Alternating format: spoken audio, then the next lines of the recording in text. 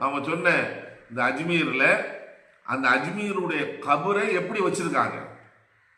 ஹாஜா நவாஸ் ஷரீப் அவருக்கு இதுக்கு எந்த சம்மந்தமும் இல்லை.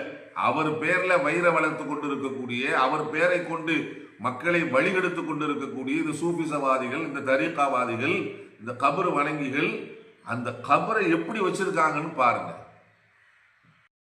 या हुजूर मौला गरीब नवाज सरकार, जितने भी आपके आशिक, आपके चाहने वाले इस चैनल के जरिए जुड़े हैं, मौला हुजूर सरकार गरीब नवाज सभी आशिकीन, सभी चाहने वालों की हाजिरी को कबूल अता फरमाइए। और जितने आशिक, जितने चाहने वाले आपकी बारगाह के अंदर मुझ गुलामान गुलाम के पास दुआओं की इल्तिमास, दुआओं की गुजारिश करते हैं, मौला सबकी हाजिरी को कबूल बारगाह अता फरमाइए।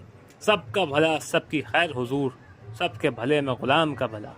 करम करम के तुम्हारे रसूल हो ख्वाजा, ये इल्तिजाए गरीबा कबूल हो ख्वाजा। मेरे मुहिम मेरे मुश्किल कुशा गरीब नवाज, हर एक हाल में हाजत रवां गरीब नवाज।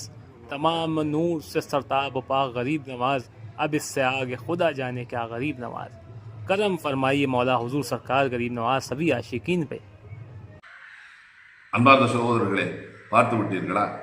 கபரை கட்டி அதை பாத்தீங்கன்னா பெரிய ஒரு மஸ்ஜிது மாதிரி, பிரம்மாண்டமான மஸ்ஜிது மாதிரி கட்டி அந்த கபருக்கு பாத்தீங்கன்னா அந்த கபருக்குள்ள இருக்கக்கூடிய இடத்தை எல்லாம் வெள்ளி தகடுகளால் அலங்கரித்து, அதுக்கு மேல போர்வையை போர்த்தி, அதுக்கு மேல ரோசாப்பூ பல மலர்களை வளையங்களை வைத்து, இப்படியெல்லாம் ஒரு கபரை, ஒரு கபரு மேல இப்படி நீங்க ரோசாப்பூவை போடுவதை நீங்கள் எந்த ஆலிம் நீங்கள் ஹலால் என்று சொல்வதற்கு ஏதாகிலும் ஒரு பலகீனமான ஆதாரமாவது உங்களிடம் இருக்கிறதா?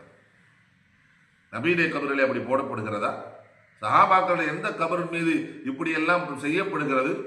எவ்வளவு ஒரு கபரை எப்படி ஒரு மாற்று மதத்தவர்கள் எவ்வாறு தங்கள் வணங்குகின்ற தெய்வங்களை எப்படி மாலையிட்டு அலங்கரித்து வைத்திருப்பார்களோ, அதே போன்று ஒரு இறந்தவரின் கபரை இப்படி நீங்கள் அலங்கரித்து பார்த்திருக்கிறீர்களே, அதுக்கு காரணம் என்னன்னா சுன்னா புறக்கணிக்கப்பட்டிருக்கிறது, அங்கே பித்அத் வந்து விட்டது, ஹராமும் அங்கே வந்து விட்டது.